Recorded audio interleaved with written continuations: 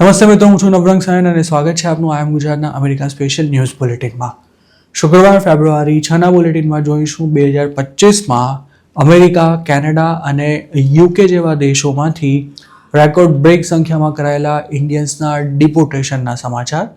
જાણીશું એરિઝોનામાં મોટેલમાં કૂટણખાનું ચલાવતા ગુજરાતીની પ્રોપર્ટી સામે શું કાર્યવાહી કરવામાં આવવાની છે, તેમજ કેમ ઇન્ડિયન્સ માટે ગ્રીન કાર્ડનું વેઇટિંગ થોડું ઘટે તેવી શક્યતા સર્જાઈ છે તેની વિગતો, અને સાથે જ દીકરીનું હિન્દુ નામ રાખવાને કારણે કેમ વિવેક રામાસ્વામી પર માછલા ધોવાઈ રહ્યા છે તેનો એક રિપોર્ટ, અને છેલ્લે જોઈશું અમેરિકાનો વેધર રિપોર્ટ, જેમાં જાણીશું કે આ વીકેન્ડમાં ક્યાં કાતિલ ઠંડી પડવાની છે અને આવતા વીકથી વેધરમાં કયા ફેરફાર જોવા મળી શકે છે.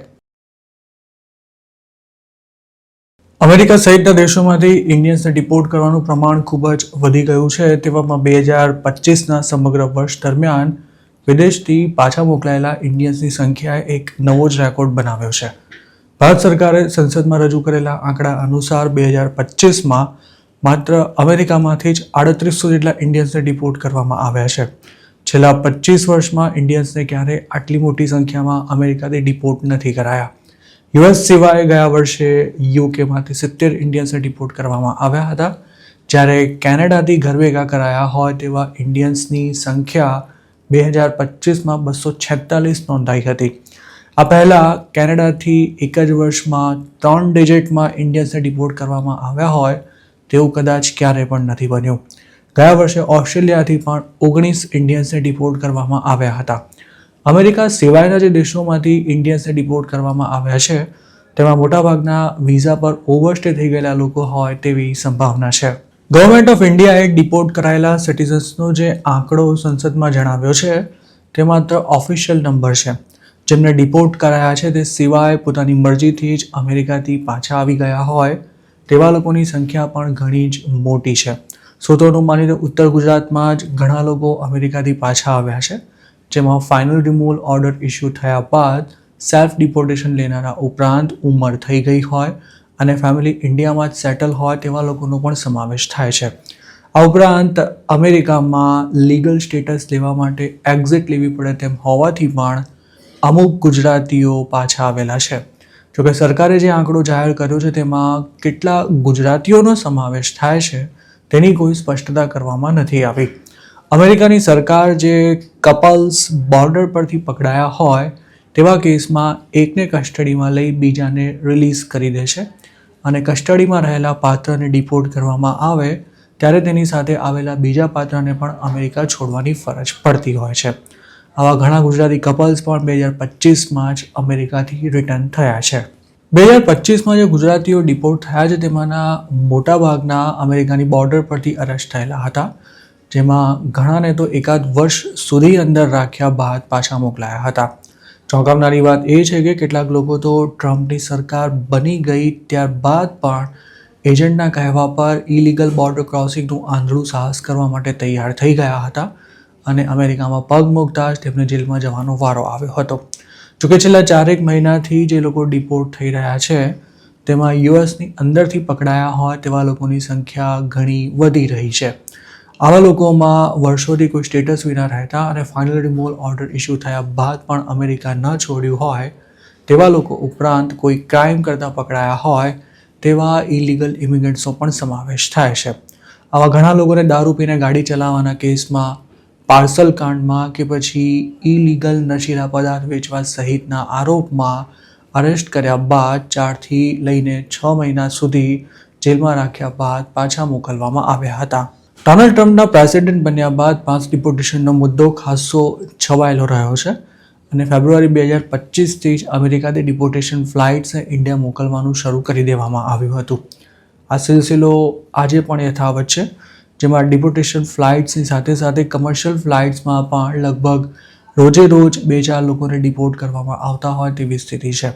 અમેરિકાથી પાછા આવતા ગુજરાતીઓ સહિતના લોકો પર આમ તો કોઈ કાર્યવાહી કરવામાં નથી આવતી, પણ જો કોઈએ નકલી પાસપોર્ટ પર ઇન્ડિયાથી એક્ઝિટ લીધી હોય તો તેની મુશ્કેલી વધી શકે છે, અને આવા ઘણા કેસમાં કેટલાક ગુજરાતીઓ અરેસ્ટ થયા છે, તેમજ અમુક એજન્ટો પણ પોતાનું નામ આવતા દોડતા થઈ ગયા છે. આ જ કારણે દિલ્હી પોલીસના ગુજરાતમાં આટાફેરા પણ વધી ગયા છે અને સૂત્રોનું માનીએ તો બીજા કોઈને ફસાવી દેવાની ગેમ પણ મોટા પાયે ચાલી રહી છે, જેમાં તાજેતરમાં જ એક કેસમાં સબ એજન્ટને કોઈ લેવા દેવા વિના જ દિલ્હી પોલીસ દ્વારા અરેસ્ટ કરી લેવાયો હતો. પોલીસના ચક્કરમાં ન પડવું પડે તે માટે ગુજરાતના કેટલાક નામી એજન્ટોએ મોટા વહીવટ કર્યા હોવાનું પણ જાણવા મળી રહ્યું છે. કૂટણખાનું ચલાવવા ઉપરાંત ડ્રગ ટ્રાફિકિંગ સહિતની ઇલીગલ એક્ટિવિટીઝ માટે કુખ્યાત એવી ગુજરાતીની એક મોટેલને હવે તોડી પાડવામાં આવશે. એરિઝોનાના ફિનિક્સમાં આવેલી રોયલ ઇન નામની આ બદનામ મોટેલને વર્ષા પટેલ અને નીલમ પટેલ નામની બે મહિલાઓ ચલાવતી હતી, જેમની સપ્ટેમ્બર 2024માં જ ધરપકડ થઈ હતી. આ મોટેલ પર 2024માં રેડ થઈ ત્યારે જ તેને બંધ કરાવી દેવામાં આવી હતી. જોકે એરિઝોના સેન્ટ્રલના એક રિપોર્ટમાં કરાયેલા દાવા અનુસાર હવે આ મોટેલ પર બુલડોઝર ફરી વળશે અને પછી તેનું વેચાણ કરી દેવાશે. એરિઝોના સેન્ટ્રલે એમ પણ જણાવ્યું છે કે મોટેલના ઓનર વર્ષા પટેલને ઇલીગલ એક્ટિવિટીઝમાં મદદ કરવાના આરોપમાં દોષિત ઠેરવ્યા બાદ ફેડરલ કોર્ટ દ્વારા સજા પણ સંભળાવવામાં આવી હતી. જોકે 56 વર્ષના આ ગુજરાતી મહિલાને કેટલી સજા થઈ હતી તે નથી જાણી શકાયું. વર્ષા પટેલની મોટેલ 27th એવન્યુ બેથની હોમ રોડની નજીક આવેલી છે. ઘણા વર્ષોથી ચાલતી આ મોટેલ સામે સ્થાનિકોનો વિરોધ પણ ઉગ્ર બની રહ્યો હતો અને તેને બંધ કરાવી દેવા માટે પણ ઘણા સમયથી ડિમાન્ડ થઈ રહી હતી. ઇલીગલ એક્ટિવિટીઝ ધમધોકાર ચાલતી હોવાથી આ મોટેલ પર પોલીસના આટાફેરા પણ ચાલુ જ રહેતા હતા. સપ્ટેમ્બર 2024માં આ મોટેલ પર રેડ પડી ત્યારે FBI દ્વારા અપાયેલી વિગતો અનુસાર મોટેલના ઓનર વર્ષા પટેલ કેલિફોર્નિયાના ચિનો હિલ્સમાં રહેતા હતા, જેમના પર ઘણા ગંભીર ચાર્જીસ લગાવવામાં આવ્યા હતા. તેઓ સારંગ હોસ્પિટાલિટી LLC મારફતે આ મોટેલની ઓનરશિપ ધરાવતા હતા, જ્યારે અન્ય આરોપી નીલમ પટેલ મોટેલમાં જ રહેતા હતા અને તેનું રોજબરોજનું કામકાજ જોતા હતા. વર્ષા પટેલ અને નીલમ પટેલ 2017થી સપ્ટેમ્બર 2024 સુધી પોતાની મોટેલ્સના રૂમને ભાડે આપી તેમાં કૂટણખાનું ચલાવતા હતા, તેમજ આ મોટેલમાં ડ્રગ ડીલિંગ્સ પણ થતી હતી. આ મોટેલમાં ચાલતી ઇલીગલ એક્ટિવિટીઝથી જે કમાણી થતી હતી તેનાથી પ્રોપર્ટી મેનેજ કરવાની સાથે ચિનો હિલ્સમાં આવેલી ઓનરની પ્રોપર્ટીની મોર્ગેજની પણ ચૂકવણી થતી હતી. આ સિવાય મોટેલના ઓનર વર્ષા પટેલ 2 નંબરી ધંધાથી પોતાના અંગત ખર્ચા પણ કાઢતા હોવાનું FBIએ જે તે સમયે જણાવ્યું હતું. કોર્ટમાં રજૂ કરાયેલા ડોક્યુમેન્ટ્સ અનુસાર વર્ષા પટેલ અને નીલમ પટેલ જાણતા હતા કે તેમની મોટેલમાં રૂમ્સ લેતા અમુક અસામાજિક તત્વો ઇલીગલ એક્ટિવિટી કરે છે, પણ પૈસા મળતા હોવાથી તેઓ આવી પ્રવૃત્તિ સામે આંખ આડા કાન કરતા હતા. આ 7 વર્ષના ગાળામાં પોલીસને પણ આ મોટેલ સામે ફરિયાદ કરતા સેંકડો ફોન કોલ્સ કરવામાં આવ્યા હતા અને પોલીસે તેના ઓનરને આ ગોરખધંધા બંધ કરી દેવા માટે પણ અનેકવાર વોર્નિંગ્સ આપી હતી, પણ તેમ છતાંય રોયલ ઇનમાં આ કામકાજ ચાલુ જ રહ્યું હતું. યુએસમાં ચાલતી ગુજરાતીઓની ઘણી મોટેલ્સ સામે આ પ્રકારની કાર્યવાહી થઈ છે. સામાન્ય રીતે ઇલીગલ એક્ટિવિટી સાથે સંકળાયેલી મોટેલ્સના ઓનર્સને પોલીસ અને સિટી કાઉન્સિલ દ્વારા અનેકવાર વોર્નિંગ્સ આપવામાં આવતી હોય છે. તેમ છતાં જો કોઈ 2 નંબરી ધંધા બંધ ન કરે ત્યારે જ પ્રોપર્ટીને સીલ કરી દેવા જેવી સખ્ત કાર્યવાહી થાય છે. ઓથોરિટીનું પ્રેશર વધી જાય ત્યારે ગુજરાતીઓ માત્ર ઓન પેપર મોટેલના મેનેજમેન્ટને બદલી નાખવાના નાટકો પણ કરતા હોય છે અને ઘણીવાર તો સીલ કરી દેવાયેલી મોટેલને પોતાના જ માણસ દ્વારા ટેક ઓવર કરાવી લેવાતી હોય છે. જોકે એરિઝોનાના કેસમાં ફરી આવો કોઈ ખેલ ન થાય તે માટે વર્ષા પટેલની મોટેલ પર બુલડોઝર ફેરવી દીધા બાદ ખાલી પડેલી જગ્યાનું વેચાણ કરી દેવામાં આવશે. વર્ષોથી ગ્રીન કાર્ડની રાહ જોઈ રહેલા ઇન્ડિયન્સને મોટી રાહત મળે તેવા એક સમાચાર છે. ટ્રમ્પ એડમિનિસ્ટ્રેશને 2025માં 75 દેશના લોકોને ઇમિગ્રન્ટ વિઝા આપવા પર પ્રતિબંધ મૂકી દીધા બાદ ફેમિલી સ્પોન્સરશિપની કેટેગરીમાં આવતા 50,000 જેટલા ગ્રીન કાર્ડ ચાલુ વર્ષે ઇસ્યુ જ ન થાય તેવી શક્યતા છે. આ અનયુઝડ ગ્રીન કાર્ડને રીઅલોટ કરવામાં આવી શકે છે અને જો આમ થાય તો એમ્પ્લોયમેન્ટ બેઝડ કેટેગરીમાં તેને ડાયવર્ટ કરવામાં આવશે. ઇમિગ્રેશન એક્સપર્ટ્સનું માનીએ તો આ અંદાજિત 50,000 ગ્રીન કાર્ડ એમ્પ્લોયમેન્ટ બેઝડ કેટેગરીમાં વેઇટિંગમાં રહેલા લોકોને ફાળવવામાં આવે તો પેન્ડિંગ ફાઇલ્સ જલ્દી આગળ વધશે અને પ્રાયોરિટી ડેટ્સમાં પણ ઝડપી ફેરફાર જોવા મળશે. તેનાથી અલગ અલગ કેટેગરીમાં ગ્રીન કાર્ડની રાહ જોતા લોકોની પ્રાયોરિટી ડેટમાં અમુક મહિનાથી લઈને વર્ષોનો ફરક પણ પડી શકે છે. અમેરિકા ફેમિલી સ્પોન્સરશિપની 5 અલગ અલગ એફ કેટેગરીમાં દર વર્ષે 2.26 લાખ ગ્રીન કાર્ડ્સ ઇસ્યુ કરે છે, જેમાં ગ્રીન કાર્ડ હોલ્ડર કે સિટીઝનના 21 વર્ષથી વધુ વય ધરાવતા પરિણીત અથવા અપરિણીત સંતાનો અને તેમના ફેમિલી મેમ્બર્સ તેમજ સિબ્લિંગ્સનો સમાવેશ થાય છે. આ સિવાય એમ્પ્લોયમેન્ટ બેઝડ 5 EB કેટેગરીમાં દર વર્ષે 1.40 લાખ ગ્રીન કાર્ડ ઇસ્યુ કરવામાં આવે છે. ઇન્ડિયન્સ માટે આ બંને કેટેગરીમાં વર્ષો લાંબુ વેઇટિંગ ચાલી રહ્યું છે, કારણ કે તેમાં દરેક દેશો માટે 60% કોટા ફિક્સ હોય છે. નિયમ અનુસાર જો કોઈ ચોક્કસ વર્ષમાં ફેમિલી સ્પોન્સરશિપની કેટેગરીમાં 2.26 લાખથી ઓછા ગ્રીન કાર્ડ ઇસ્યુ થાય તો આ અનયુઝડ ગ્રીન કાર્ડને એમ્પ્લોયમેન્ટ બેઝડ કેટેગરીમાં ડાયવર્ટ કરી દેવામાં આવે છે. આમ થવાથી ગ્રીન કાર્ડની રાહ જોતા H1B હોલ્ડર્સની ફાઇલ્સ ઝડપથી આગળ વધે છે, વેઇટિંગ ઘટે છે તેમજ પ્રાયોરિટી ડેટમાં પણ ફેરફાર થાય છે. આ પહેલા કોવિડ પેન્ડેમિક વખતે વિઝા પ્રોસેસિંગ સિસ્ટમ ઠપ થઈ જતા ફેમિલી સ્પોન્સરશિપની કેટેગરીમાં હજારો વિઝા અનયુઝડ રહ્યા હતા અને ત્યારે તેને એમ્પ્લોયમેન્ટ બેઝડ સિસ્ટમમાં જ ડાયવર્ટ કરાયા હતા. જોકે એક્સપર્ટ્સ એવી પણ વોર્નિંગ આપી રહ્યા છે કે આ રાહત કાયમી નથી અને તેનો કેટલો ફાયદો થશે તેનો સંપૂર્ણ આધાર અનયુઝડ વિઝાના આંકડા પર રહેલો છે. જોકે તેના લીધે અમુક મહિના કે વર્ષોનું વેઇટિંગ ઘટે તો પણ તેની અસર ઘણી મોટી હશે. 2025-26માં એફ કેટેગરીમાં કેટલા ઓછા ગ્રીન કાર્ડ ઇસ્યુ થાય છે તે અનુસાર આવતા વર્ષે EB કેટેગરીમાં ગ્રીન કાર્ડનું વેઇટિંગ કદાચ ઘટી શકે છે. ઉલ્લેખનીય છે કે ટ્રમ્પે જે 75 દેશોના લોકોને ગ્રીન કાર્ડ આપવાની પ્રોસેસ પર હાલ પૂરતી રોક લગાવી દીધી છે, તેમાંના લગભગ તમામ દેશોના ઇમિગ્રન્ટ્સ ગ્રીન કાર્ડ પર અમેરિકા આવી સરકારી યોજનાઓનો લાભ લેતા હતા. આ પ્રતિબંધ લાગુ કરતા પહેલા ટ્રમ્પે આવા દેશોનું એક લિસ્ટ પણ શેર કર્યું હતું, જેમાં પાકિસ્તાન, બાંગ્લાદેશ, ભૂતાન અને નેપાળ સહિતના ઇન્ડિયાના પાડોશી દેશોનો પણ સમાવેશ થતો હતો. ફેબ્રુઆરી 2026ના વિઝા બુલેટિન અનુસાર ઇન્ડિયન્સ માટે ફેમિલી સ્પોન્સરશિપની F4 કેટેગરીમાં સૌથી વધારે વેઇટિંગ હતું. આ કેટેગરીમાં છેક નવેમ્બર 2006માં મૂકવામાં આવેલી ફાઇલ્સમાં છેક હવે ડોક્યુમેન્ટ સબમિશન આવી રહ્યું છે. F4 કેટેગરીમાં અમેરિકન સિટીઝન પોતાના ભાઈ બહેનો અને ફેમિલી સાથે અમેરિકા બોલાવી શકે છે. તેવી જ રીતે એમ્પ્લોયમેન્ટ બેઝડ કેટેગરીમાં અલગ અલગ સબ કેટેગરીઝ અનુસાર ઇન્ડિયન્સ માટે આખી જિંદગી ગ્રીન કાર્ડની રાહ જોવામાં જ નીકળી જાય તેટલું વેઇટિંગ ચાલી રહ્યું છે. અમેરિકામાં રહેતા ઇન્ડિયન્સ માટે હવે પોતાના સંતાનનું હિન્દુ નામ રાખવું પણ જાણે ગુનો હોય તેમ આ બાબતે પણ તેમની સામે નફરત ફેલાવવામાં આવી રહી છે.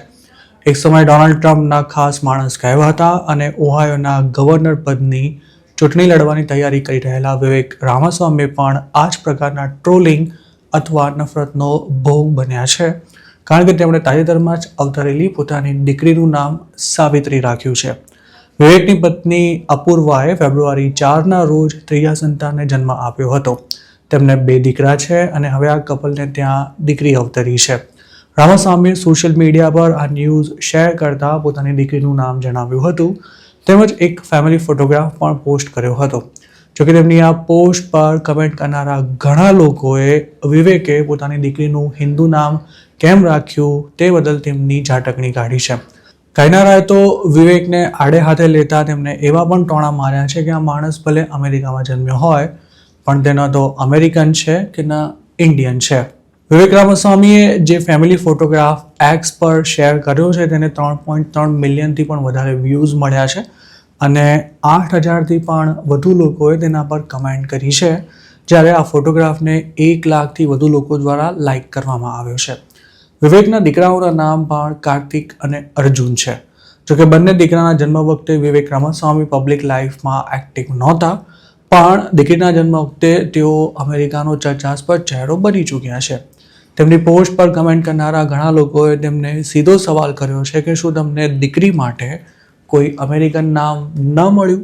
કેટલાકે તો સાવિત્રી એટલે વળી શું, તેમજ આવા નામનો તો ઉચ્ચાર કરવું પણ મુશ્કેલ છે તેવી કમેન્ટ કરી છે.